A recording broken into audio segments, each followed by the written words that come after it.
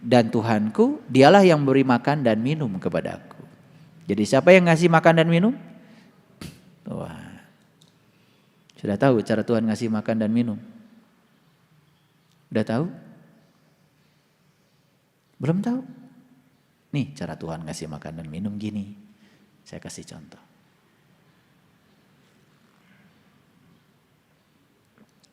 Siapa yang ngasih minum sama saya?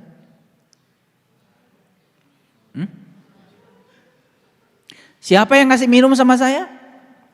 Siapa yang minum tadi? Bingung kalian? Yang minum dia, yang ngasih minum dia.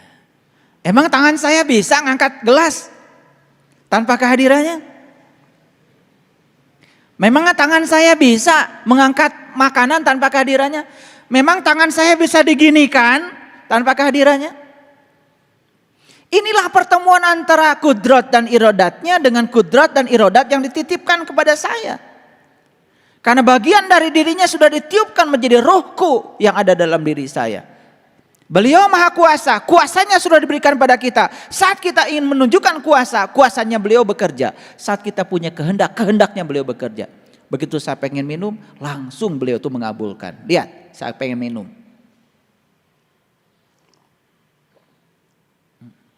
Dikabulkan? Begitu saya pengen dikabulkan. Apa yang tidak dikabulkan oleh dia? Sedekat itu kalau kita mau jujur. Sedekat itu. Tangan kita tidak pernah bisa berbuat apa-apa tanpa kehadirannya. Kenapa kalian itu selama ini mengalami ilusi keterpisahan? Kenapa menyatakan Tuhan itu jauh? Sedekat itu dia bersama kita. Bahkan saat minum pun kalian tidak sadari. Siapa yang ngasih minum itu? Aku, kata Tuhan. Siapa yang ngasih makan pada kamu? Aku.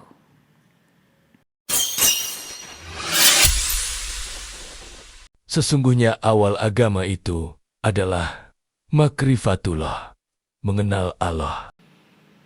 Marilah kita hadir di sini saat ini sepenuhnya.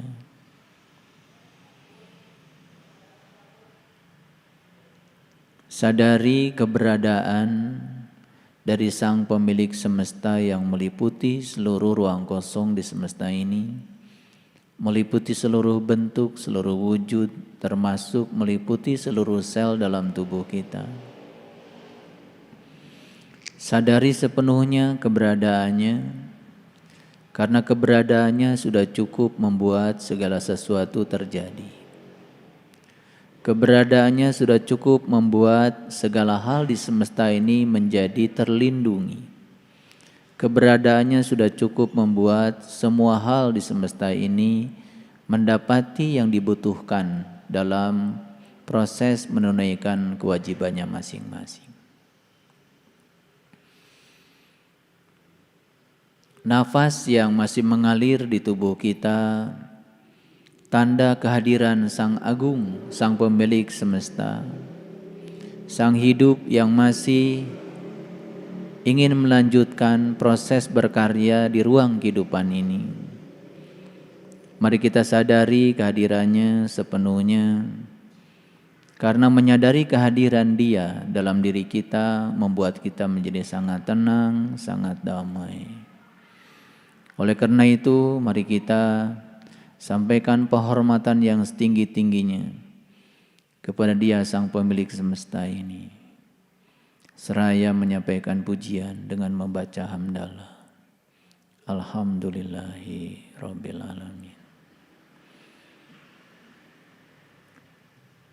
Mari kita mohon kelembutan, kecerdasan, keluasan.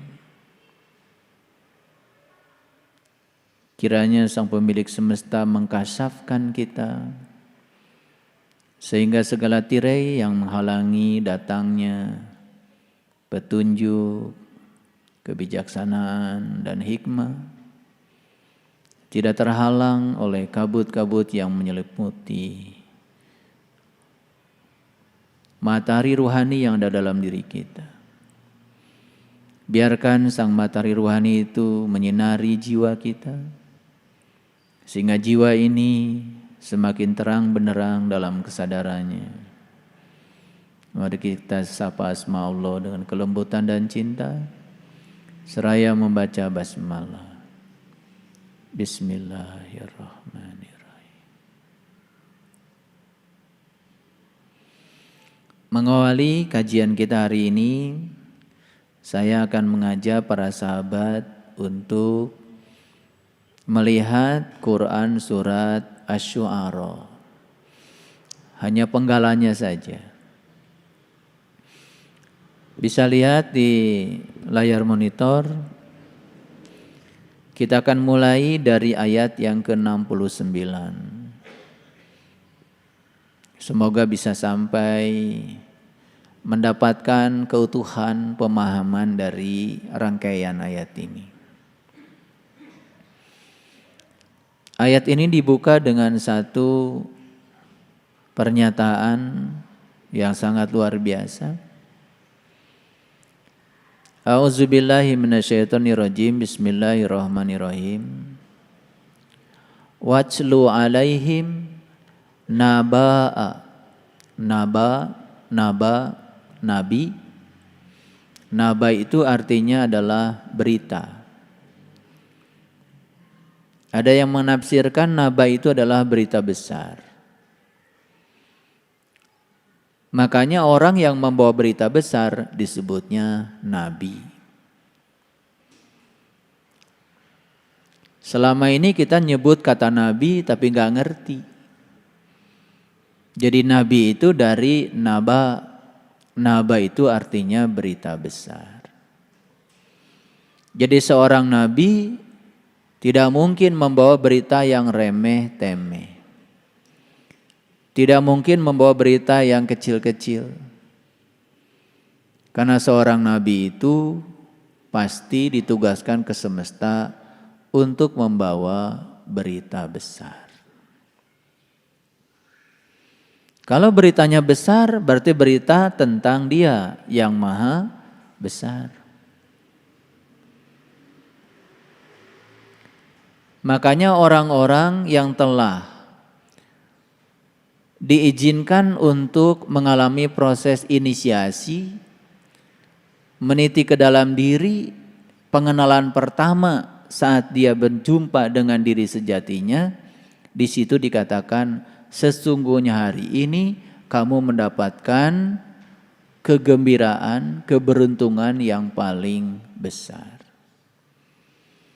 Jadi dampak dari seseorang yang sudah bersentuhan dengan sang pembawa berita besar, dia pun akan mendapati pengalaman besar dan dia akan mendapatkan keuntungan yang paling besar. Jadi tidak ada keuntungan yang paling besar dalam hidup kecuali keberuntungan saat kita bisa meniti ke dalam diri, menemukan jati diri kita yang sesungguhnya, sehingga kita kenal siapa diri kita yang sebenarnya. Tetapi kebanyakan manusia lebih suka mencari yang remeh-temeh, mencari yang kecil-kecil. Hanya mencari peritilan-peritilan saja. Padahal kalau kita sudah ketemu yang besar, otomatis yang besar itu memiliki kemampuan untuk membebaskan semua hal yang kecil-kecil. Makanya kata-katanya sangat luar biasa. Watlu alaihim naba'a Ibrahim. Sampaikanlah kepada mereka berita besar tentang Ibrahim. Apa sih berita yang paling besar tentang Ibrahim? Ada apa dengan Ibrahim? Kok Ibrahim ini diulang-ulang di dalam Al-Quran? Dan begitu kita menyebut kata Ibrahim, yang terpikir oleh kebanyakan manusia adalah sesosok manusia di masa lalu. Padahal bagi saya Ibrahim itu bisa terjadi di setiap zaman, di setiap ruang dan waktu. Ibrahim ini terkenal dengan sebutan Abul Anbiya, bapaknya para nabi. Berarti Ibrahim ini adalah sosok manusia yang bisa membawa berita besar, dan berita besar yang dia sampaikan itu ditularkan kepada bawahannya, pengikutnya, sehingga pengikutnya pun mendapatkan berita besar. Jadi siapa Ibrahim secara hakikat? Ibrahim secara hakikat sesungguhnya adalah orang yang bisa menyampaikan berita besar sehingga banyak lagi di bawahnya orang-orang yang mengikuti berita besar itu sehingga menjadi Ibrahim. Apa kita tidak tertarik untuk menjadi Ibrahim? Dan syarat utama menjadi Ibrahim adalah kita harus mendapati dulu naba'a, berita besar itu. Dan ketika berita besar itu sudah datang kepada kita, tentu saja yang namanya berita itu tidak cukup untuk diri kita. Tugas kita adalah memberitakan kembali berita ini kepada yang lain, agar yang lain pun mendapatkan berita ini.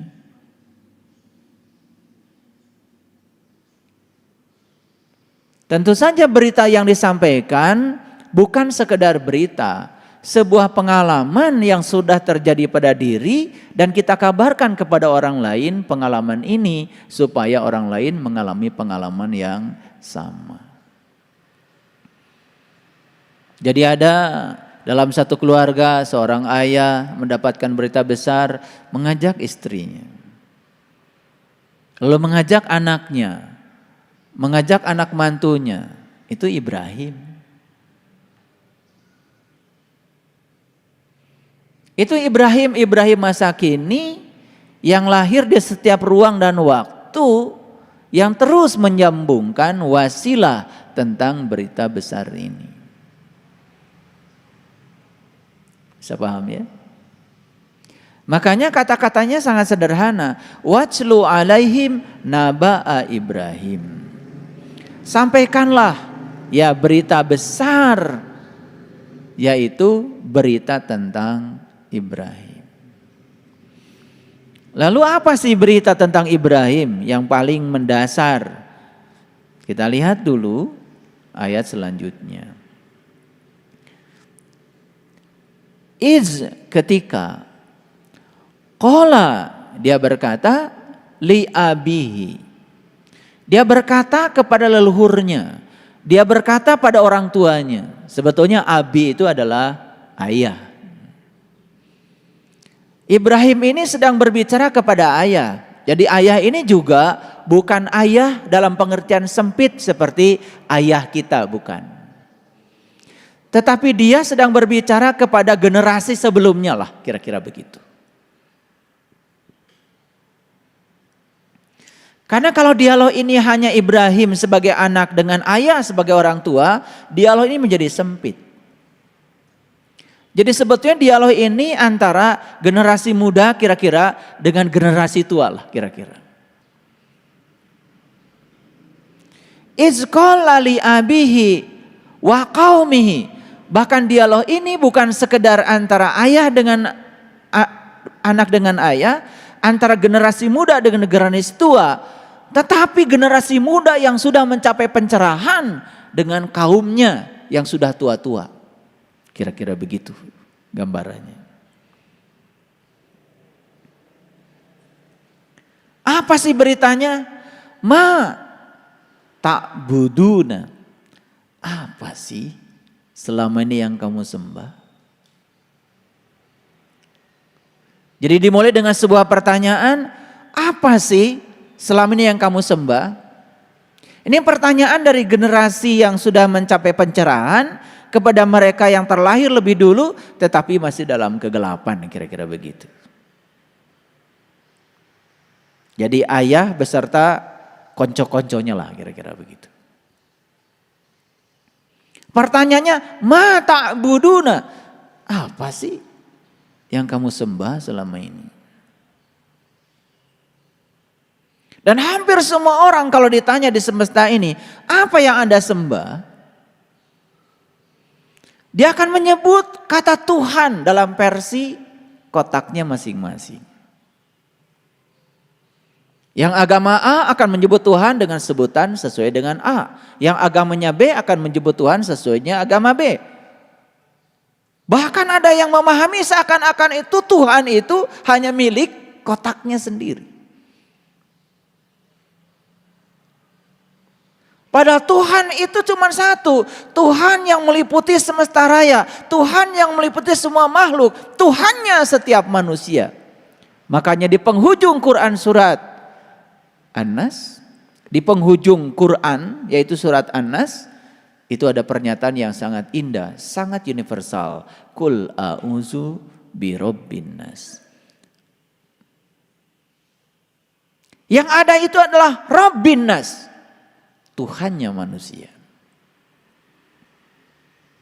Sadarlah mereka yang selama ini mengkotak-kotakan diri, seakan-akan setiap kotak ada Tuhannya sendiri. Wah, bentrok dong. Tuhan kotak ini dengan Tuhan kotak lain. Bahkan seakan-akan Tuhan di kotak ini menyuruh menyerang Tuhan di kotak yang lain. Banyak dong kalau begitu Tuhan. Karena kita terjebak oleh sebutan yang berbeda, seakan-akan kita punya pemahaman bahwa Tuhan itu setiap kotak berbeda. Padahal Tuhan itu satu adanya. Dan setiap manusia diliputi oleh Tuhan yang satu itu. Tetapi Tuhan yang satu membebaskan setiap manusia untuk menyebut dengan sebutan yang berbeda. Karena memang beliau sendiri kan tidak bernama awalnya. Menjadi bernama kan karena disebut saja oleh sang manusia itu yang ingin menyebut nama Tuhannya.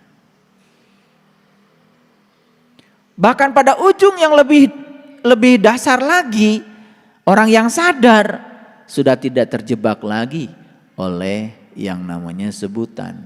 Yang paling penting adalah sudah tahu yang disebut. Nah, selama ini ketika kita menyebut sebutan, itu disebut mengingat. Padahal itu sebetulnya baru menyebut. Jadi mengingat itu bukan menyebut. Mengingat itu adalah mengingat. Dan syarat sahnya ingat harus tahu yang diingat. Itu aja. Dan supaya sah ingatan kita kepada Tuhan, maka kita harus kenal pada Tuhan kita. Itulah yang dikatakan para nabi, para rasul, awalnya beragama adalah mengenal Tuhan. Jadi kalau orang mengawali proses beragama dari mengenal Tuhan, maka proses beragamanya itu pasti ya lebih fokus daripada orang yang mengawali agama dengan ritual tanpa mengenal Tuhan. Makanya kata-kata Syekh Abdul Qadir Jailani sangat luar biasa. Agama akan kehilangan eksistensinya apabila penganut agama itu setiap saat sibuk mengamalkan sesuatu yang dia tidak tahu. Dan ternyata banyak sekali contohnya. Banyak yang sibuk dari sejak kecil bahkan melakukan ritual agama. Begitu sudah tua, akumulasinya kelihatan. Malah di proses menuanya itu tidak menemukan kebijaksanaan, tidak menemukan kecerdasan, malah justru tua-tua keladi, makin tua makin jadi, bertambah umur tambah kenceng marahnya, bertambah umur tambah kenceng kekerasan omongannya, bertambah umur bertambah ya ketidakbijaksanaannya. Banyak yang kayak gitu. Tuh. Ada yang bicara sama saya, orang tua saya itu perasaan dari kecil baca Qur'annya rajin. Saya tanya, baca Qur'an yang mana? Itu baca Qur'an yang tulisan, yang bahasa Arab. Itu tidak akan pernah bisa mengubah kebijaksanaan seseorang. Toh yang dibaca pun dia tidak mengerti. Orang tua saya rajin melaksanakan ritual ibadah, bahkan tahajudnya rajin.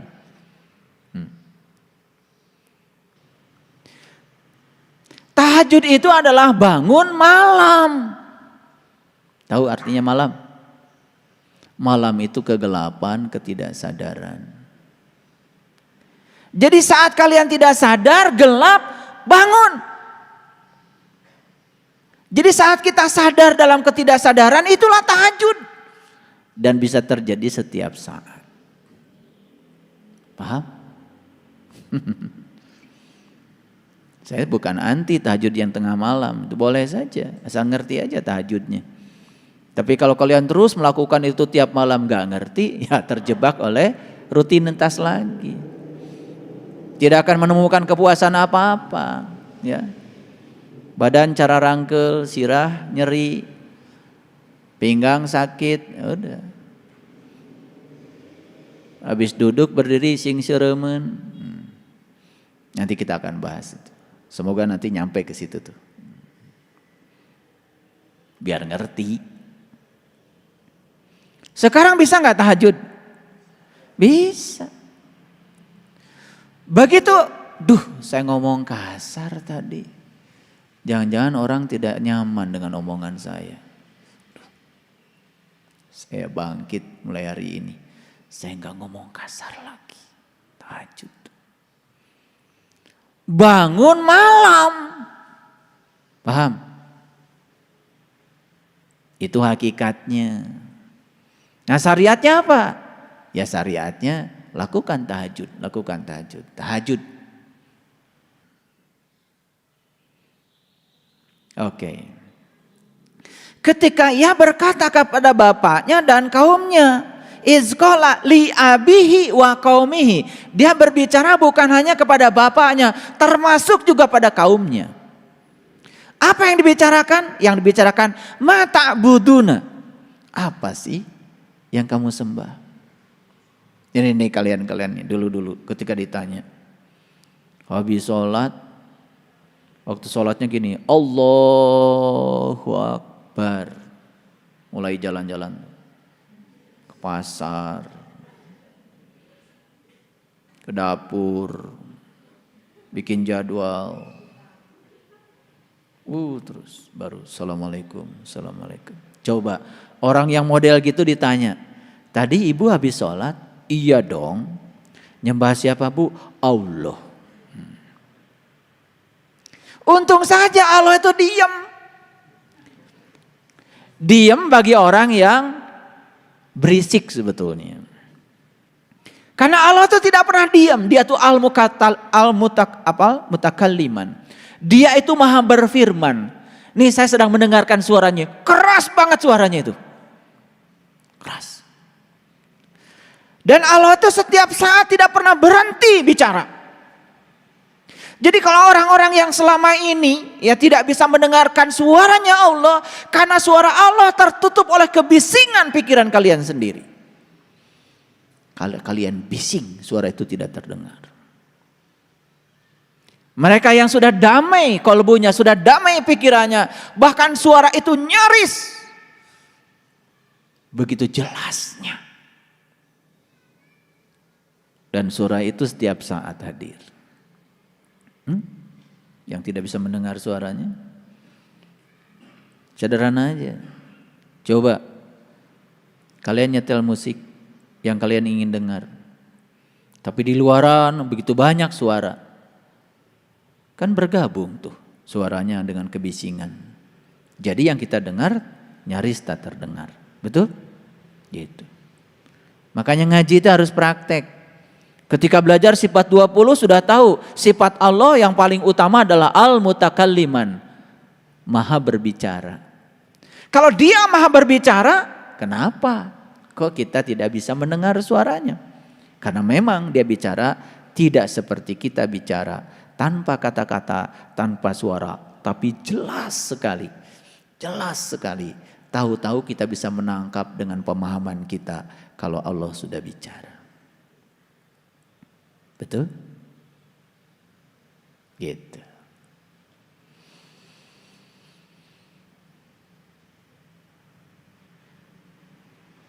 Dan saat kita ditanya siapa yang kamu sembah, dan kita mengatakan Allah, untung saja orang yang bising tidak mendengarkan suara Allah.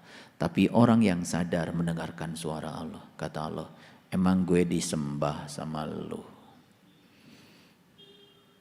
Dari sejak takbir sampai salam, yang kamu pikirkan, yang kamu ingat adalah urusan kamu sendiri. Itulah Tuhan kamu, itu yang kamu sembah. Jadi kalau kita mau riset nih, bikin pertanyaan nih. Pertanyaan pertama, nih riset nih. Pertanyaan pertama gini pertanyaannya. Siapa yang ibu bapak sembah ketika sholat? 1000% jawabannya pasti Tuhan. Betul? Nah, bikin pertanyaan kedua, lebih cerdas lagi. Ini pertanyaan riset. Pertanyaannya, selama ibu bapak sholat, apa yang ibu bapak ingat? Tulis. Atau kasih pilihan. Suami, istri, anak, tabungan, mobil, sertifikat. Tuh, terus itu. Itu kayaknya dicontreng semua itu. Coba bikin riset kecil-kecilan kayak gitu. Itu akan mengagetkan. Jadi ilmuwan kecil-kecilan lah sedikit. Dan ilmuwan itu sudah bisa memprediksi karena dia boleh berhipotesa dengan pengalaman risetnya. Dan boleh kita berhipotesa. Kira-kira dari hipotesa kita dicontreng gak semua itu? Tadi ingat ke dapur? Contreng gak? Ingat cucian? Contreng gak? Pasti kan? Ini bukan persepsi, ini hipotesa. Nah itu pertanyaan kedua. Pertanyaan ketiga lebih keren lagi. Jadi, menurut Al-Quran, seseorang itu dikatakan menyembah Tuhan apabila selama dia menyembah Tuhan yang diingat cuma Tuhan. Apakah yang Bapak Ibu sembah itu Tuhan atau yang ditulis tadi? Itu pertanyaan ketiga. Boleh berhipotesa? Kira-kira jawabannya apa? Pasti mulai jujur kan? Kan ini masalahnya dua. Siapa yang disembah dan siapa yang diingat. Dan siapa yang berhasil mengingat Tuhan, itu yang menyembah Tuhan. Dan siapa yang tidak berhasil mengingat Tuhan, berarti dia tidak menyembah Tuhan. Yang disembah adalah yang dia ingat. Pertanyaan yang terakhir, yang paling ujung di riset itu, apa kesimpulan Bapak Ibu? Nah, andai Bapak Ibu ini sekarang peserta riset, peserta yang sedang diriset, kira-kira kesimpulannya apa? Saya bikinkan ya kesimpulannya. Kira-kira kesimpulannya begini. Ternyata yang saya ingat selama sholat yang selain Tuhan. Berarti yang saya sembah selain Tuhan. Kira-kira sama gak kesimpulannya dengan saya? Masih nyombong gak kira-kira? Masih nyombong gak habis dari situ? Oh, masih. Masih merasa diri paling soleh. Oke? Baik. Nah, ini pertanyaan dari siapa ini? Pertanyaan dari Nabi Ibrahim kepada generasi sebelumnya, kepada kaum sebelumnya. Pertanyaannya apa? Ma ta'buduna. Apa yang kamu sembah? Sudah terjawab sekarang? Apa yang kamu sembah? Sudah terjawab ya? Gak usah dikatakan, udah terjawab. Yang sudah diajarkan mengenal Tuhan aja, ketika sholat masih liar. Bayangkan coba yang tidak mengenal Tuhan, ketika sudah liar, kapan baliknya? Kalau kalian kan masih bisa balik sekali-kali gitu. Jalan-jalan ke Surabaya, balik. Masih bisa balik. Dulu kan gak balik-balik. Ketawanya paling kenceng. Qalu, mereka menjawab apa? Na'budu asnaman. Kami menyembah berhala. Jujur banget. Bisa sekarang diisi berhala tuh. Titik-titik tadi bisa. Apa aja berhala. Suami, istri, rumah, dapur berantakan, kamar mandi, jadwal, proyek, pekerjaan, cicilan. Masuk tuh cicilan. Karena selama ini begitu kita ngomong berhala, langsung patung. Lalu rame-rame, begitu ada orang di rumahnya ada patung, wah dia nyembah berhala. Itulah kebodohan kita selama ini. Saya hanya ingin menunjukkan kepada kalian kalau berhala itu ternyata begitu banyak di rumah kita. Betul? Boleh ditambah lagi? Masakan, minuman, banyak? Banyak. Pokoknya gini deh, apa saja yang kalian ingat ketika kalian sedang sholat, itulah berhala. Bahasa Qur'annya asnaman, berhala. Karena kalau saya tidak jelaskan begini, suka salah kaprah nih kita mikirnya. Berhala patung. Alhamdulillah di rumah saya emang gak ada patung. Terus emangnya kalau punya patung di rumah apa bahayanya? Yang bahaya itu bukan patung, yang bahaya itu sifat patung. Karena sifat patung itu diam, tak berdaya, dan tidak berubah. Patung Bung Karno begini pertama kali diresmikan, sampai sekarang begini. Tidak menjadi begini. Jadi siapa patung itu? Patung itu simbol dari mereka yang tidak mau berubah. Yang hobi marah gak mau berubah, patung. Yang pelit gak mau berubah, patung. Kira-kira di ruangan ini ada patung gak? Ayo acungkan tangan. Emang patung gak bisa acungkan tangan. Jadi kalau ada yang acungkan tangan, itu pasti bukan patung. Yang tidak acungkan tangan, patung. Karena patung tidak bisa mengacungkan tangan.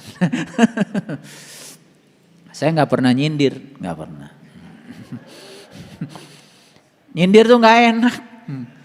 Kalau saya gak pernah nyindir, langsung aja bicara. Makanya kalau di ruangan pengajian kita, begitu kita bicara setan, kita hadirkan setannya. Karena kalau setannya nggak dihadirkan, kita menggunjing setan. Tambah mulia tuh setan. Betul nggak? Mau bicara iblis, hadirkan iblisnya. Supaya kita tidak menggunjingkan iblis. Mau bicara Fir'aun, hadirkan Fir'aunnya. Biar kita tidak menggunjingkan Fir'aun. Kan selama ini kalau orang ngaji kan bicara Fir'aun, oh itu dulu ada orang namanya Fir'aun. Betul enggak? Dia itu katanya mengaku Tuhan. Fir'aun itu dosanya kecil, cuman mengaku Tuhan. Kalian mah malah jadi Tuhan. Nggak terima lagi nih. Ini Fir'aun nggak terima loh. Enak aja. Saya nggak pernah ngaku Tuhan. Yang ngaku sih nggak pernah. Coba kalian habis sholat ngapain? Bukannya ngatur-ngatur Tuhan. Jujur nih. Habis sholat kan apa yang kalian lakukan? Doa.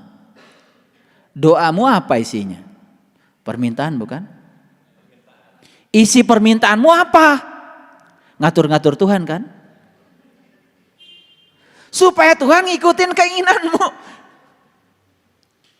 Betul? Ini ngaku Tuhan atau jadi Tuhan? Nah yang ngaku Tuhan itu namanya Fir'aun. Kira-kira yang jadi Tuhan namanya apa?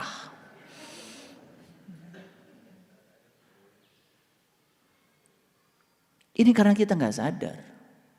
Begitu di sebuah majelis ngomongin Fir'aun, udahlah nganggap Fir'aun aja tuh jahat banget.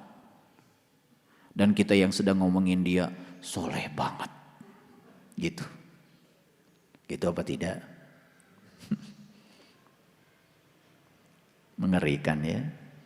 Makanya mau pengajian seminggu berapa kali, kalau kalian ngaji nggak sadar, nggak pakai mikir, ngikutin saja apa yang dikatakan orang, ya sudah. Begitu ngomongin iblis, saya nanya jujur nih, apa yang terpikir sama kalian? Apa? Apa yang dipersepsi kita ketika ada orang bicara iblis? Apa? Makhluk goib. Jahat apa tidak? Jahat. Tapi kalian pernah nggak tahu kejahatan iblis apa? Mau saya tunjukkan sekarang?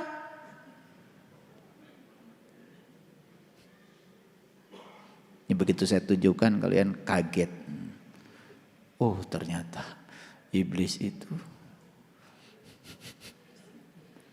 belum dibuktikan. Saya buktikan dulu apa sih kejahatan iblis yang dibilang di Quran. Saat iblis disuruh sujud pada Adam, iblis itu nggak mau, itu aja. Yang diperkarkan iblis cuma satu. Karena dia melihat Adam terbuat dari tanah, dia terbuat dari api. Dia sedang membandingkan dirinya dengan Adam.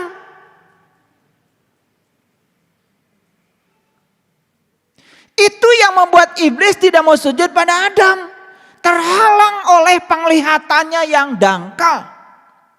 Terhalang oleh penglihatannya yang dangkal. Itu iblis.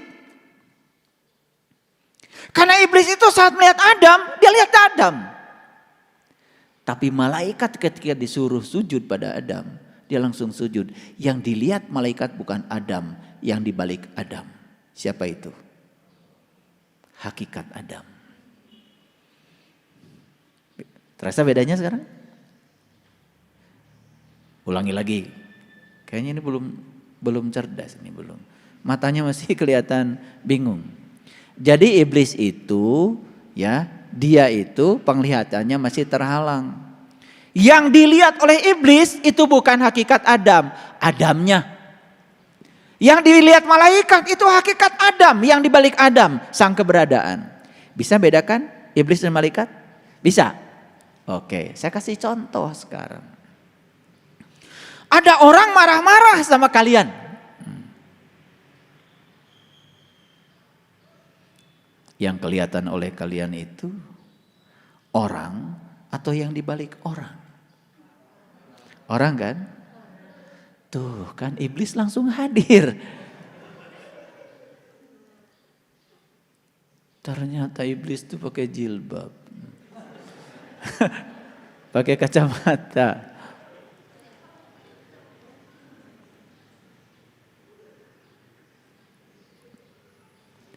Kalau ada orang marah-marah sama kalian, jahat banget sama kalian. Yang kalian lihat, orang atau yang dia balik orang? Orang, udah jujur ini, jujur ya. Ini luar biasa nih, iblis ini pada jujur. Karena memang iblis itu jujur apa adanya. Pertanyaan saya, saat ada orang marah-marah, kita menerima atau menolak dia? Menolak. Kenapa menolak? Karena yang kalian lihat itu orang. Ada ilusi keterpisahan dengan Tuhan. Kalian tidak lihat yang di belakangnya. Itulah yang menyebabkan kalian menolak. Sekarang saya tanya lagi. Ini saya pertanyaan bukan buat iblis ya. Buat kalian. Apakah ketika ada yang tidak kalian suka, kalian terima atau kalian tolak? Yang keras jawabannya. Ditolak. Makin jelas. Ternyata iblis makin banyak di ruangan ini. Itu ngaji itu begitu. Terasa nggak? Terasa. Tapi kan kalian sesekali kan jadi malaikat juga. Kalau lagi sadar. Biasanya sejam lah setelah pengajian.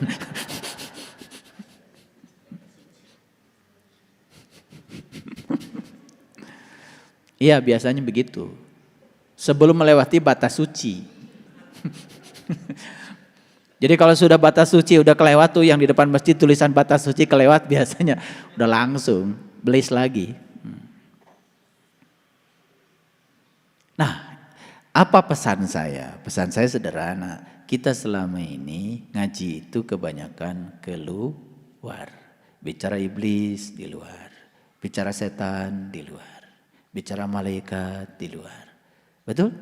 Coba begitu kita tarik ke dalam. Oh, ternyata Musa saya, Ibrahim bisa jadi saya. Ya, Fir'aun bisa jadi sesekali saya. Iblis bisa jadi saya. Setan sesekali bisa jadi saya. Itulah saya. Ada yang salah? Gak ada.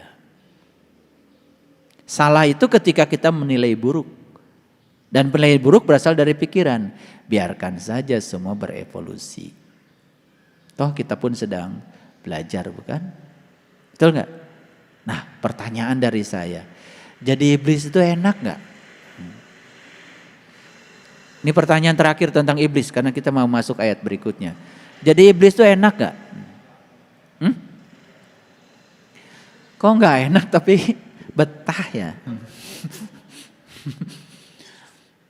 Baik, kita teruskan. Qalu na'budu asnaman panadallu laha akifin. Mereka menjawab, kami menyembah berhala-berhala dan kami senantiasa tekun menyembahnya. Betul? Betul apa tidak? Yang kenceng dong jawabnya. Jadi bukan sekedar menyembah berhala, tapi tekun menyembahnya. Jadi akifin itu orang-orang yang tekun. Tapi tekun menyembah berhala. Bukan tekun bekerja, bukan. Tekun menyembah berhala. Mulai terang benderang nih tentang berhala. Mulai ya. Jadi saya ingin menarik supaya pemahaman kita tidak keliru. Karena selama ini kita menganggap, wah saya itu imannya udah paling murni aja. Tauhidnya paling murni aja. Betul nggak? Di rumah saya nggak ada patung, gambar pun nggak ada. Lucu ya. Saya dapat kabar dari seseorang, baru saja dia menikahkan anaknya, dan seminggu setelah itu dicetak fotonya, di print, dan kemudian fotonya ditempel-tempel di dinding, dan setelah itu kemudian dicabuti oleh menantunya. Dan dibakar di depan orang tua itu, orang tua istrinya. Semua foto-fotonya. Karena tidak boleh di rumah ada gambar. Luar biasa ya. Luar biasa tololnya. Itu memahami hadis yang keliru. Di rumah mana tidak boleh ada gambar? Di kolbu. Gambar tentang apa? Gambaran-gambaran tentang Tuhan. Karena Tuhan tidak bisa digambarkan. Makanya temui dia. Dia akan bertajali di kesadaranmu. Sebagaimana dia adanya. Jadi ketika ditanya, yang mana Tuhan? Ya itu. Yang mana? Ya itu. Yang kayak gimana? Ya itu. Gak usah dilayani pertanyaan itu. Yang kayak gimana, warnanya apa. Gak usah dilayani. Ya itu. Di luar apa di dalam? Tidak di luar, tidak di dalam. Di atas apa di bawah? Tidak di atas, tidak di bawah. Di kiri apa di kanan? Tidak di kiri, tidak di kanan. Jadi di mana? Ya di situ. Yang mana? Ya itu. Oh, jangan kejebak ya. Kalian kan masih suka kecentilan. Ketika ditanya, warnanya apa?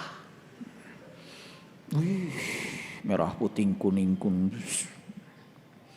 Awas.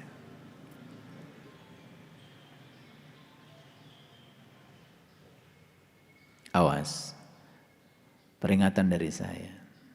Tafakkaru fi khalqillah wala tafakkaru bi zatillah.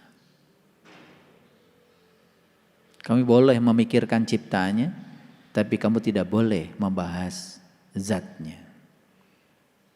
Saksikan dia apa adanya. Falamma tajalla rabbuhu lil jabal, ketika dia bertajali di puncak kesadaranmu, sudah terimalah itu apa adanya. Clear? Clear? Hati-hati bicara. Biasanya begitu kita mulai menginjakan kaki di dunia spiritual, mulai itu ada euforia. Banyak ngomong, banyak cerita. Perbanyak diam, karena diam itu emas. Ya. Tahu artinya diam itu emas. Biasanya itu terjadi kalau istri minta emas, maka suami diam. Itu diam itu emas. Tekun apa tidak? Dulu kan tekun banget tuh nyembah berhala. Makanya uring-uringan, pusing, terjebak oleh ada dan tiada, terjebak oleh benar salah, terjebak oleh baik buruk. Karena kita masih mengidentifikasi diri sebagai pikiran yang terjebak oleh itu semua, bukan sebagai kesadaran. Makanya tempo hari saya nyanyi lagu Ebit ya, Menjaring Matahari. Oleh karena itu maka kita jangan mengidentifikasi diri kita sebagai pikiran. Ya, karena pikiran itu terjebak oleh dualitas. Kabut. Sengajakah engkau mewakili pikiranku? Jadi kabut itu mewakili pikiran, karena kabut itu hitam putih. Dirimu bukan kabut, dirimu langit yang biru.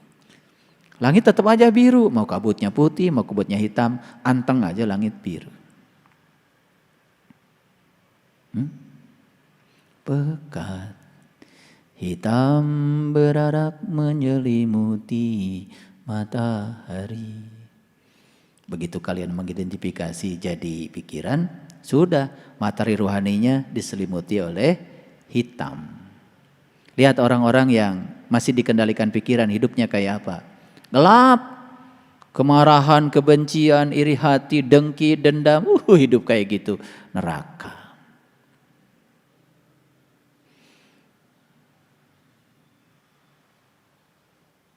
Ya.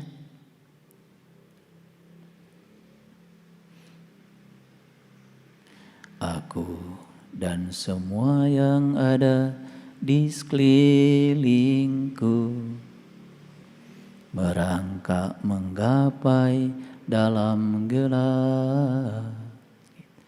Lihat orang yang dikendalikan pikiran, hidupnya merangkak, hidupnya tuh. Dia menggapai dalam gelap. Gak ada kenikmatan, gak ada kebahagiaan. Stres mulu. Hati-hati kalian marah-marah di rumah. Karena setiap kata yang terlontar dari mulutmu terekam itu. Di dinding, terekam di kayu, terekam di air, terekam di kursi. Nanti kalau ada tamu yang datang, gak betah tuh tinggal di kursimu. Baru sebentar masuk ke rumah, udah gelisah. Gak betah, karena apa? Semua benda-benda yang di rumah itu sudah menyerap semua energi potensial yang dilontarkan lewat gelombang mekanik dari kata-kata yang kotor. Ya, jangan heran kalau anak tidak betah di rumah ketika orang tua marah-marah. Hati-hati. Semua yang kita lontarkan keluar tersimpan. Udara molekul yang ada di sini akan merekam semua. Dan pada gilirannya itu akan dikembalikan kepada kita.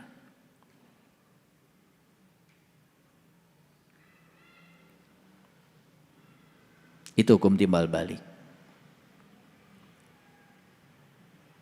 Mendung, benarkah pertanda akan segera turun hujan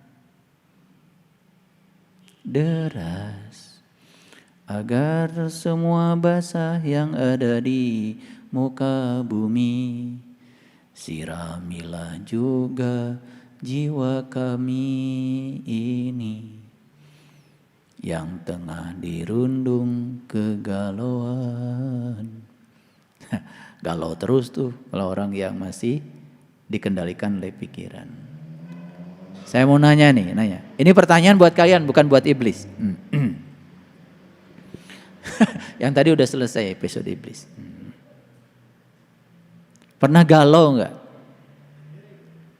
Pernah apa sedang? Sering ya. Tahu enggak kenapa galau? Galau itu ternyata akibat kita mengidentifikasi diri sebagai pikiran. Makanya ketika pikiran sedang ngasih info macam-macam, tinggalkan, amati aja. Dan katakan pada dirimu, aku bukan pikiran. Aku adalah sang kesadaran yang mengamati pikiran. Amati aja, jangan dilawan. Ketika pikiran sedang marah, pikiran sedang, biarkan energinya semua muncul. Amati saja, amati. Jadilah langit biru, jangan jadi kabut putih, kabut hitam. Kamu akan damai. Sesederhana itu? Yes, kalau sudah tahu ilmunya. Sesederhana itu. Makanya beruntung kalian hari ini bisa ngaji hari ini. Aku bukan itu. Bukan, itu bukan aku. Itu diri palsuku. Oke, it's okay. Aku jadi pengamat saja bagi semuanya. Amati aja. Nanti lama-kelamaan seperti nonton film. Semua energi yang menumpang di kemarahan, di kebencian akan sirna dengan sendirinya. Alam bawah sadar kita mulai terang benderang. Dan ketika alam bawah sadar mulai terang benderang, apa yang terjadi? Hidup menjadi enteng. Karena alam bawah sadar adalah long term memory yang menyimpan semua data, ya, data masa lalu kita. Dan kalau alam bawah sadar itu sudah membentuk substansi kesedihan, maka kesedihan akan memakan kesedihan. Tidak pernah kesedihan memakan sukacita. Sukacita akan memakan sukacita, tapi kepedihan akan menarik kepedihan baru. Lihat orang dalam kehidupannya setiap hari, bangun tidur penuh dengan kepedihan. Dia tarik kepedihan dengan kepedihan yang ada dalam dirinya. Hidup yang semacam itu tidak layak untuk dihidupi. Neraka itu.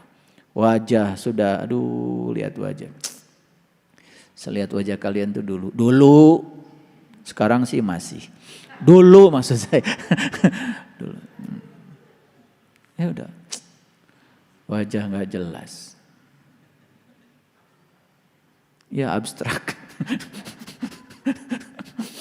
Sekarang sih udah mulai ada rada jelas lah sekarang. Rada jelas. Senyum gak jelas. Iya, ketawa gak jelas. Ngomong gak jelas. Dulu. Ya sekarang sih lumayan. Kami menyembah berhala-berhala dan kami senantiasa tekun menyembahnya. Keren gak bahasa Al-Quran ini? Keren kalau diterapkan pada diri kita. Betul gak? Sadar gak bahwa sebetulnya ayat ini bersesuaian dengan kita? Sadar gak? Sadar. Oke, lanjut. Qala, berkata lagi Ibrahim. Hal yasma'unakum id tad'una. Ini Ibrahim nanya lagi nih. Sama ayahnya, sama nenek moyangnya, sama apa tuh? Sama kaum-kaumnya. Apa pertanyaannya? Hal yasma'unakum. Apakah berhala-berhala itu bisa mendengar kamu? Sewaktu kamu tad'un itu bukan berdoa. Sewaktu kamu menyerunya, semasa kamu mengundangnya. Lihat saya semua. Jadi si daftar berhala tadi masih ada di tulisan? Masih itu. Nanti tambah lagi itu. Tambah lagi. Mungkin sekarang baru 100. Nanti nambah lagi. Nah, si yang 200 itu nanti kalau udah jadi 200 tuh. Tanya. Apakah mereka ketika diajak, ketika diseru oleh kita bisa mendengar? Kira-kira bisa mendengar tidak? Gak bisa. Tad'una itu artinya mengundang. Doa. Jadi tad'una itu ketika kita melakukan proses mengundang. Tapi Allah, kalau diundang oleh kita hadir, Mau memenuhi undangan kita? Hadir. Terasa kehadirannya? Luar biasa. Ada beberapa sahabat yang baru ikut proses pemberkatan kemarin. Ternyata Allah itu luar biasa ya. Selalu hadir. Memenuhi segalanya. Terasa dia itu kehadirannya. Dia bicara kepada kita. Memenuhi segala kebutuhan kita. Yang dipenuhi kebutuhan lo, bukan keinginanmu. Karena keinginanmu kan belum tentu kebutuhanmu. Dan kalau semua keinginan manusia diikuti kan bahaya. Betapa pusingnya ketika klub A dan klub B main bola. Masing-masing pengen menang, betul? Pusing gak kira-kira Tuhan itu? Pusing ini. Dua-duanya kan berdoa kepada Tuhan yang sama. Betul gak? Klub A pendukungnya pengen menang, klub B juga pengen menang. Pusing Tuhan. Makanya Tuhan tidak pernah memenuhi keinginan. Tuhan hanya memenuhi kebutuhan. Kebutuhan klub ini pendukungnya sekarang harus kalah. Biar pendukungnya belajar menerima kekalahan. Supaya tambah dewasa. Tapi apa yang terjadi? Begitu kalah kan biasanya stadion langsung hancur. Makanya gak usah ada olahraga. Kalau pengen menang terus. Gak usah ikut permainan kalau ingin menang terus. Kenapa manusia tidak siap kalah? Karena dia melekat pada kemenangan. Ya. Iya, timnas kita kalah. Langsung semuanya, gak akan nonton lagi. Atau tidak usah ikut permainan kalau ingin menang terus. Karena ikut main itu risikonya cuma 2, gak menang ya kalah. Ada kata-kata bagus tuh kemarin Kang Danis. Anak buahnya lapor, Pak, bisnis kita bulan ini rugi. Telur 32.000 1 kilo. Sementara kita dapat uang dari pemerintah 26.000. Apa jawaban Kang Danis sama karyawannya? Kalau pengen untung terus, ya udah, gak usah dagang. Paten tuh jawaban. Kalau pengen untung terus, gak usah dagang. Nah kita ini pengen dagang tapi pengen untung terus. Gak siap rugi. Dagang itu risikonya 2, 50-50. Gak untung, ya rugi. Kalau gak mau dua-duanya, gak mau rugi, pengen untung terus, jangan dagang. Tidur aja. Insya Allah gak akan rugi.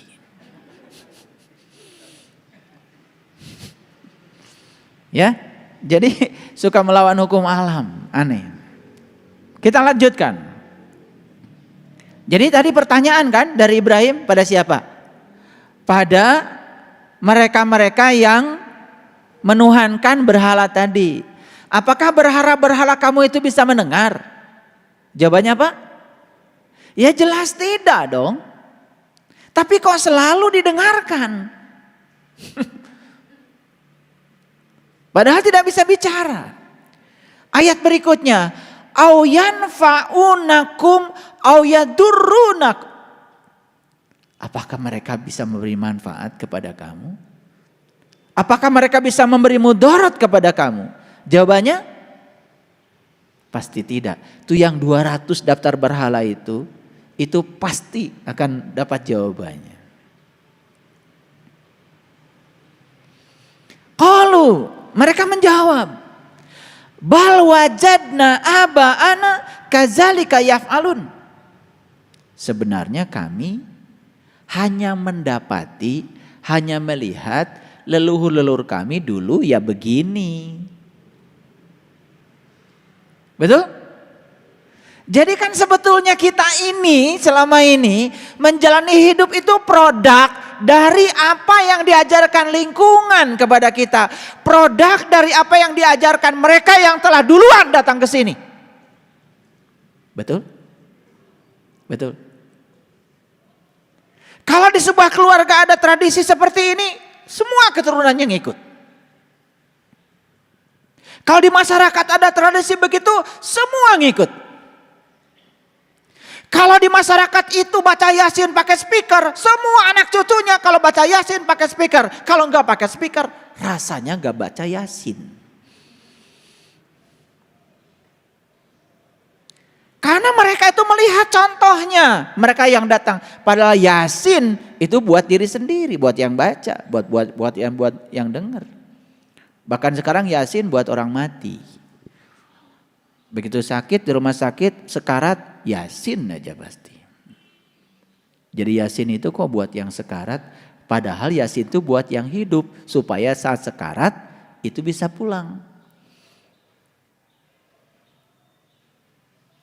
Nah karena contohnya seperti itu, terus saja contoh itu menular. Makanya jawabannya tepat kan? Apa yang dikatakan mereka? Wajadna aba'ana kazalika yaf'alun.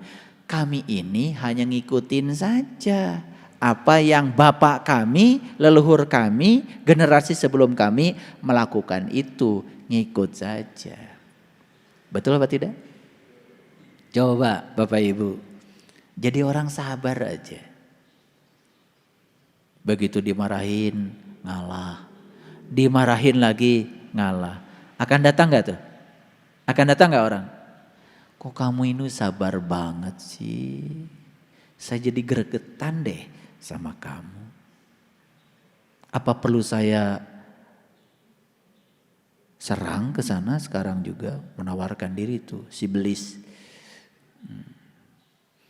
Betul? Karena pada umumnya kalau ada orang yang marah, ya marahin lagi. Ketika kita tidak marah, orang marah kan dianggap tidak mengikuti leluhur. Betul nggak? Betul nggak? Nah, udah ngaji kesadaran dengan saya seperti ini, ya harusnya sadar ketika orang marah, sebetulnya dia sedang marah pada dirinya sendiri. Saya tidak akan terluka kalau saya tidak mengizinkannya, maka saya damai-damain saja. Orang mau suaranya keras, orang mau suaranya kasar, itu urusan dia dengan dirinya sendiri. Aku sih aku saja, tidak terpengaruh oleh apa kata orang tentang diriku. Kalau kita terus terpengaruh oleh orang, terus kapan kita mau bahagia? Mau lari ke hutan emangnya kita? Paham? Paham apa tidak? Lanjutkan gak ngajinya? Ini kalau lanjut tambah berat. Kan ayat ini sering kalian baca. Apalagi bulan Ramadan. Pasti dibaca. Cuman kelewat. Ya karena yang dikejar kalian kan one day one judge. Supaya target ntar Idul Fitri bisa pameran. Pada saat halal bil halal bisa cerita. Bahwa saya kemarin bulan Ramadan 3 kali loh tamat baca Quran. Saking tamatnya itu baca Quran sampai nggak tahu yang dibaca apa, pesannya apa, sampai nggak tahu apa-apa. Keren kan? Pakai dalil sedikit biar kelihatan bijaksana. Karena menurut para bijak, sebetulnya belajar yang paling bagus itu hasil akhirnya tidak tahu apa-apa. Wih keren, bijak lah itu. Luar biasa. Bijak banget itu. Karena menurut Aristoteles, pakai Aristoteles lagi. Itu memang Aristoteles yang bilang begitu, ya. Jadi puncaknya ilmu itu nggak tahu apa-apa. Bener itu, sampai nggak tahu apa-apa. Ditanya Al-Baqarah nggak bisa jawab, Ali Imran nggak bisa jawab. Ditanya yang pendek saja surat Al-Ikhlas nggak bisa jawab. Karena puncaknya ilmu gak tahu apa. Keren bang. Udah dibungkus lah pakai kain kehormatan itu. Udah bijaksana banget. Baik kita lihat. Ini semoga bisa sampai ke inti-intinya. Baik kita lihat. Qala apa ro'aitum ma kuntum ta'budun? Ibrahim lagi nih yang ngomong. Apa ro'aitum? Maka apakah kamu telah memperhatikan? Nah ini yang saya nggak setuju. Ro'a itu bukan memperhatikan. Ro'a itu melihat. Afa ra'aitum ma kuntum ta'budun? Apakah kamu telah melihat yang kamu sembah itu? Ini diplesetkan aja sedikit, memperhatikan, kacau. Tetapi kan kalian adem aja baca terjemahan ini, betul? Coba kalian baca terjemahan ini, adem aja, gak ada yang mengganggu di sini. Kayaknya saya yang aneh. Karena saya begitu membaca terjemahan ini terganggu. Karena ro'a itu bukan memperhatikan, ro'a itu melihat. Dan pertanyaan dari ayat ini adalah Ibrahim itu nanya tuh sama si orang-orang ini, apakah yang kamu telah, ya, maka apakah kamu telah melihat apa yang telah kamu sembah? Jadi ayat ini memberikan sebuah pesan. Yang kamu sembah itu harus kamu lihat.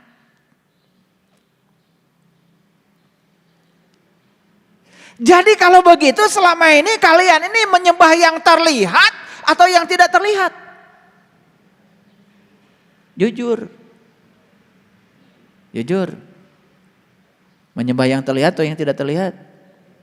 Dulu sih menyembah yang tidak terlihat. Sekarang betapa nikmatnya ketika kita bisa menyembah yang terlihat. Keren banget itu. Makanya ayat ini kalau nggak saya luruskan, itu terjemahannya jadi kacau. Ro'a itu artinya melihat. Ru'yat itu artinya melihat. Oh, bulan belum terlihat.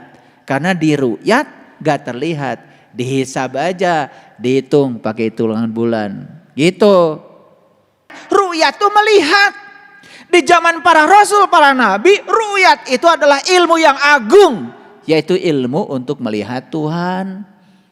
Jadi ru'yat itu terbuka mata kalbu sampai kita menyaksikan siapa Tuhan yang kita sembah. Itu ru'yat. Ya, luar biasa ya. Ini nih coba perhatikan. Harusnya ayat ini tuh membuat kita tersentuh kan harusnya. Apakah kamu telah melihat yang kamu sembah itu? Kok kamu belum pernah lihat? Kok kamu sembah sih? Gitu kira-kira begitu. Dibuat-buat itu sama saya biar lebih kena bahasanya. Paham? Jadi kesimpulannya apa? Yang kamu sembah itu harus terlihat. Makanya kan Sayyidina Ali ketika ditanya, ya Ali, ketika sedang wudhu gemetaran. Dan Ali mengatakan, seandainya kalian tahu siapa yang akan aku sembah setelah wudhu ini, kalian akan mengalami pengalaman yang sama seperti aku. Ya Ali, apakah kau melihat Tuhan? Ru'yatullah bi'ainil qalbi. Aku melihatnya dengan terang mata kalbuku. Oh Ali. Jadi Tuhan itu terlihat. Aku tidak mau menyembah Tuhan yang tidak bisa aku lihat. Ya, Rasulullah mengatakan, aku adalah kotanya ilmu dan Ali adalah gerbangnya ilmu. Jadi kalau ingin masuk ke kotanya ilmu, lewati dulu Ali. Saya bukan kelompok siapapun, bukan. Tetapi saya hanya mencoba untuk belajar, meniti ke dalam diri. Tidak usah berkelompok-kelompok dalam belajar untuk meniti ke dalam diri. Tidak perlu. Antum wa aba'ukum ya al-akhdamun. Kamu dan moya kamu dahulu. Fa innahum adun.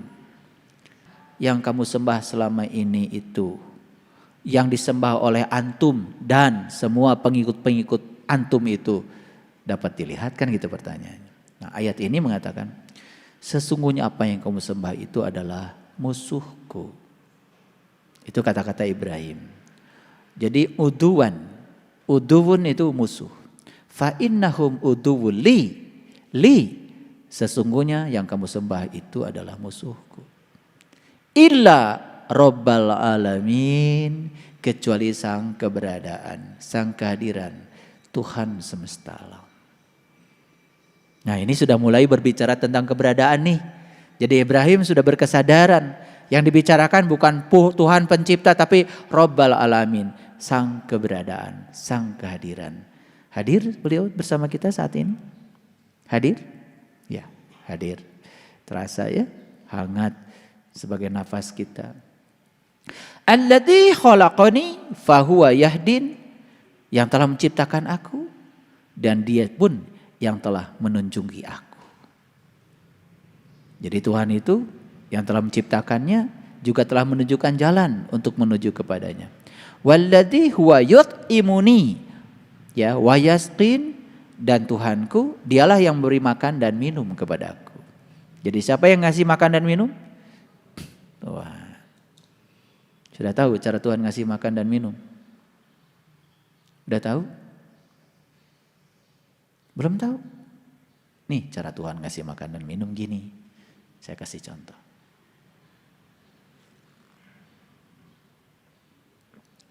Siapa yang ngasih minum sama saya?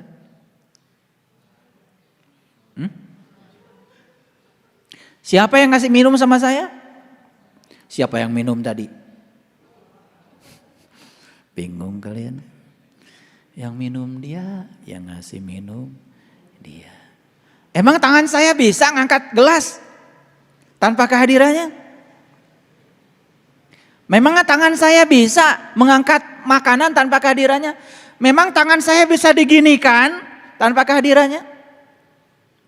Inilah pertemuan antara kudrat dan irodatnya dengan kudrat dan irodat yang dititipkan kepada saya. Karena bagian dari dirinya sudah ditiupkan menjadi rohku yang ada dalam diri saya.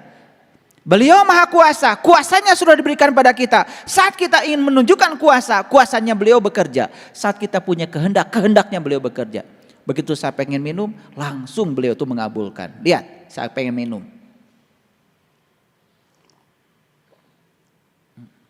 Dikabulkan? Begitu saya pengen, dikabulkan. Apa yang tidak dikabulkan oleh dia? Sedekat itu kalau kita mau jujur. Sedekat itu. Tangan kita tidak pernah bisa berbuat apa-apa tanpa kehadirannya. Kenapa kalian itu selama ini mengalami ilusi keterpisahan? Kenapa menyatakan Tuhan itu jauh? Sedekat itu dia bersama kita. Bahkan saat minum pun kalian tidak sadari. Siapa yang ngasih minum itu? Aku, kata Tuhan. Siapa ngasih makan pada kamu? Aku.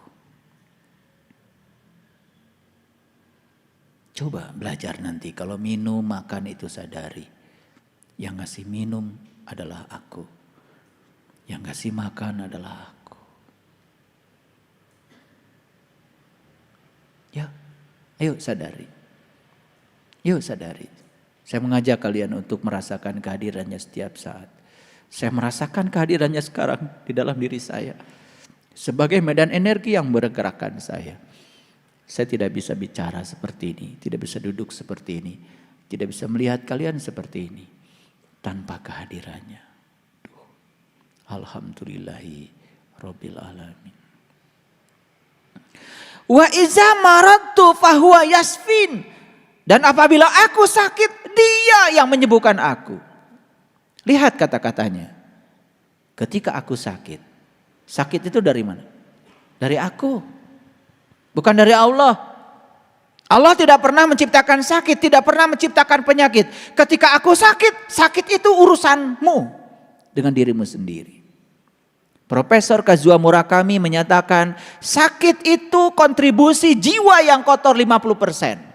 Sakit itu kontribusi pikiran yang keliru 25%. Sakit itu dari hubungan sosial yang terganggu 15%. Jadi kalau jiwanya kotor, pikiran pasti kotor, hubungan sosial terganggu, sudah pasti rubuh tubuhnya.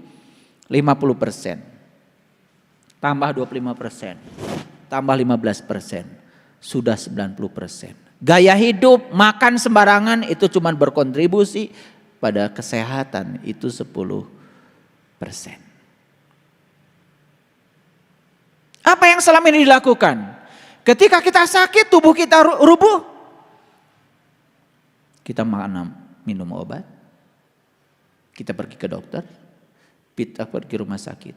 Boleh? Boleh. Tapi itu hanya menyembuhkan akibatnya. Hari ini disembuhkan, hari ini makan obat, besok sakit lagi. Karena kita menyembuhkan akibatnya. Makanya sekarang di mana-mana sedang rame penyembuhan secara holistik. Whole, keseluruhan. Gimana caranya? Ada yang keliru memaknai holistik. Urusi tubuhnya, urusi pikirannya, urusi jiwanya, semuanya. Keempat unsurnya diurusi, namanya holistik. Bukan.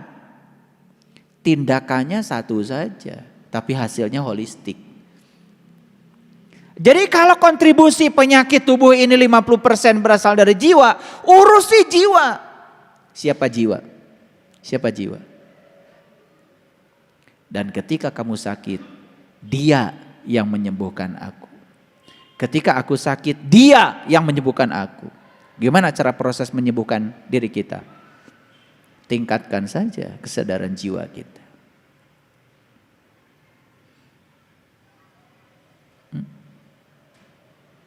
Siapa jiwa itu? Jiwa itu Nur Insan.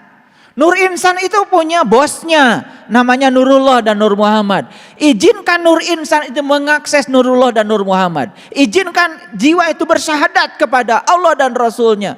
Izinkan dia untuk mengakses alam-alam yang tinggi. Saat dia mengakses alam-alam yang tinggi, jiwa menarik energi dari kemurniannya sendiri. Apa yang terjadi? Naik kesadaran. Begitu kesadaran meningkat, kapasitas kita untuk mencintai diri sendiri pun meningkat. Apa yang terjadi?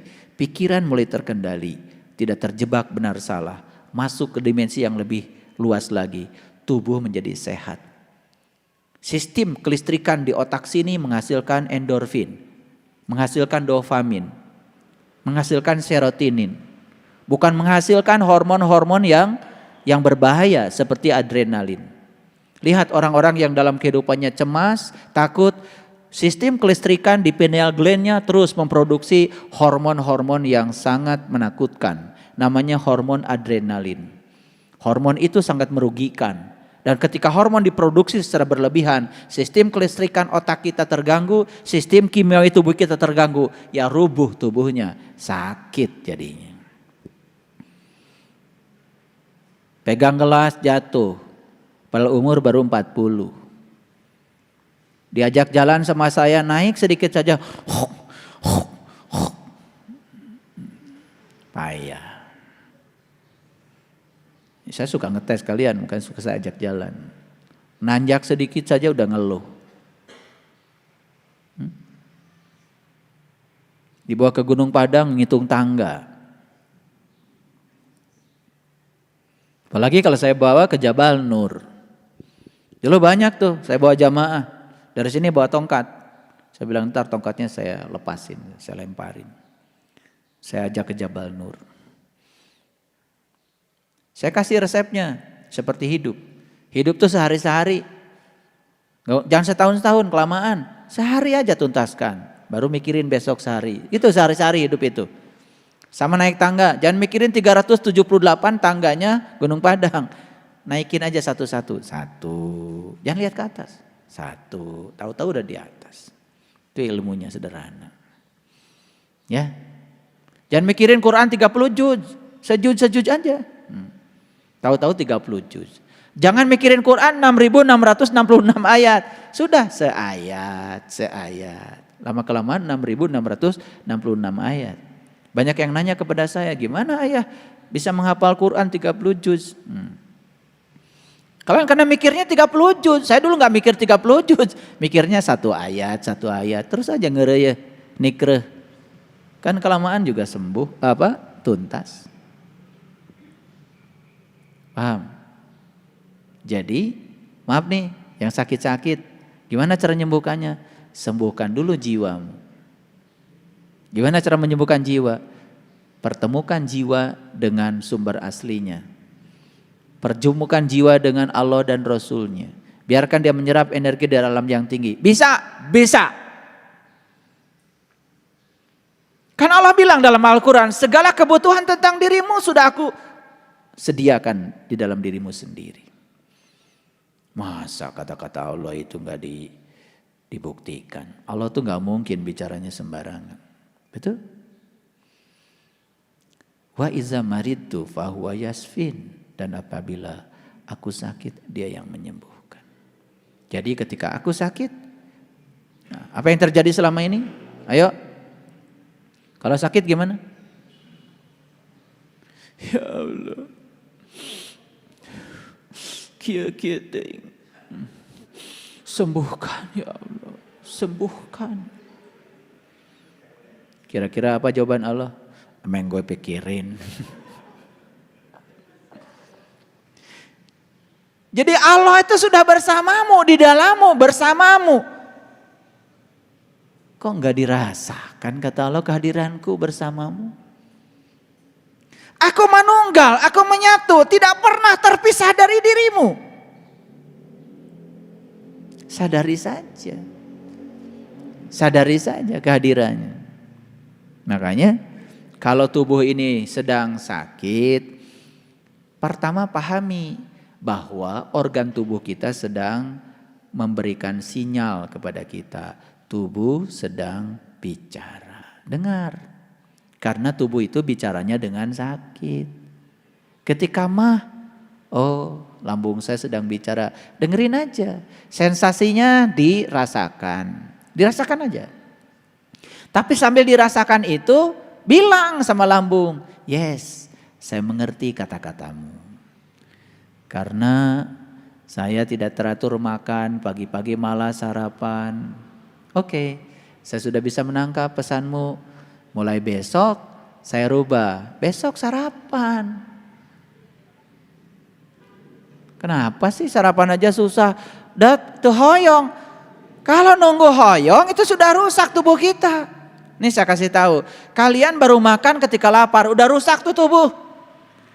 Ibarat gedung itu alarmnya sudah bunyi. Kalau gedung alarmnya sudah bunyi, sudah kebakaran belum? Sudah terjadi kebakaran karena yang membuat alarm itu bunyi kan sebetulnya suhu tinggi. Ditangkap oleh sensor jadi kontak jadinya bunyi. Ngerti ya tuh seetik. Jadi kalau gedung itu sudah bunyi alarmnya itu sudah kebakaran. Jadi kalau haus itu sudah dirasakan, itu sudah rusak tubuh kita. Kalau lapar itu sudah rusak. Jadi tubuh itu hanya ingin dipahami. Tolong dong jangan nunggu lapar. Dahar atuh.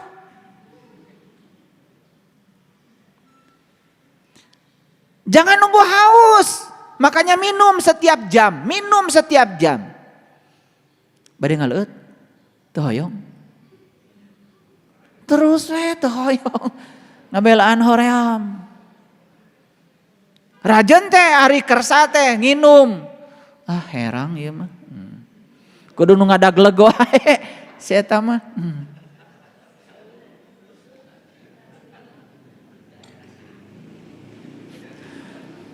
Rajan teh daek inum kudu nu giung wae. Mun teu giung pahit, kudu nu ngagibleg wae. Kumaha? Teu karunya teh kanu awak. Ciherang, haneut sakdik. Jangan berlebihan juga. Ada juga yang abdi mah resep Cipanas, hati-hati. Mun panas teuing itu usus jadi terluka. Nyakola saeutik. Tubuh kita itu paling tinggi suhunya 36 derajat. Makanya minum yang paling bagus itu cai haneut, lain cai panas. Ya mau regot. Ya rusak. Karena usus dan lambung kita begitu dapat air panas terluka. Minum wae can lulus. Tong tiis teuing, tong panas teuing, haneut kuku disebutna teh sekitar suhu 3 sampai 36 derajat. Itu mun panas keneh tong diuyup. Iya mah begitu ningali ke kafe. Kopi panas 10.000. Kopi dingin 20.000. Neng, kopi panas. Dasian kaburu dingin, bayaran 20.000, buru-buru diuyup. Aduh, ternyata nutiis mah mahal. Dasian kabur nutis. Nutis mah 20.000. Jadi mumpung panas duyup we. Udah 10.000. Jadi ngaji spiritual itu harus ada ketawanya. Ya, biar sehat. Ketawa itu sakral, ketawa itu suci. Ya, kalau udah bilang oh, tong seri setan. Nah, itu nu setan teh nu nitah tong seri. Ya, jadi ketawa itu sakral. Lihat orang-orang yang jarang ketawa, lihat. Jika juring. Poek banget. Tidak ada endorfinnya. Ya, gitu. Ketawa, nyanyi. Ya, makanya kalau saya kan ngecek kemajuan spiritual kalian, saya suruh joget aja. Dari joget tuh saya lihat, ya jangan kemana-mana. Ya. Iya, hese. Lengan kamana, suku kamana. Iya, kalau tujumpalik. Terbalik dah diajar spiritual. Jadi kalau orang yang spiritualnya tinggi itu bebas, tidak jaim. Disuruh nyanyi, disuruh joget aja nikmati. Joget tang nurutan batur. Yang batur gitu turutan. Beda. Kahayang awak sorangan we kumaha gitu ya. Gitu ya aya Asep.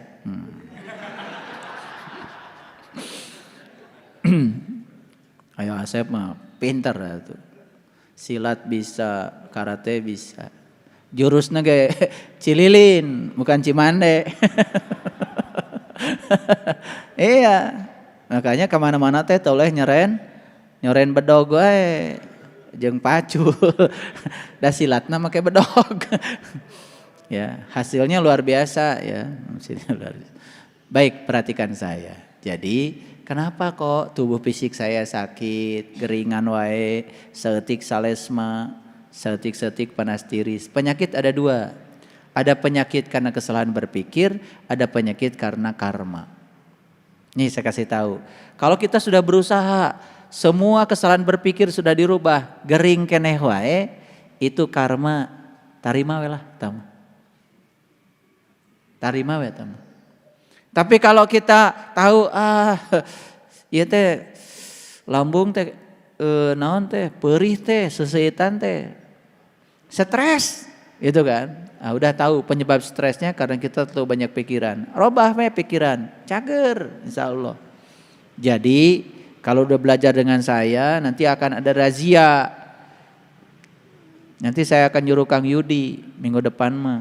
Pariksa eta dina kantongna teh bisi aya obat nyeri sirah. Piraku sudah belajar spiritual nyeri sirah kene wae. Nanti Kang Yudi periksa. Tanu panglobana obatna berarti dari situ indikator, berarti spiritualnya enggak jalan gitu. Loba teuing pangajian. Ya, jadi keren ya Quran itu. Jadi dari tadi itu coba bisa enggak menguntai tadi? Kok Ibrahim bertanya terus seperti itu? Itu sebetulnya pertanyaan dari kita kepada kita sendiri. Nah sekarang pertanyaannya, betul enggak kita ini sudah bebas dari berhala? Betul tidak? Gampang indikasinya. Gering kene atau nabi kecager gitu. Kesimpulannya gitu. Betul enggak? Jadi kalau kita sekarang ini sudah sehat, penuh keceriaan, penuh sukacita, sudah jadi sumber keindahan, sumber cinta bagi semesta. Siapapun orang rindu bertemu kita, itu teh sehat, berarti itu spiritualnya udah mulai benar.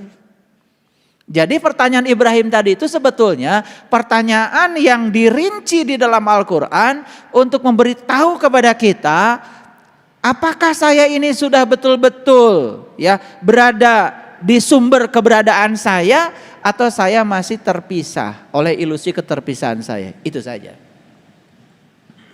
Makanya kalau diurut tadi kan pertanyaan Ibrahim itu pertanyaan tentang ketuhanan bukan?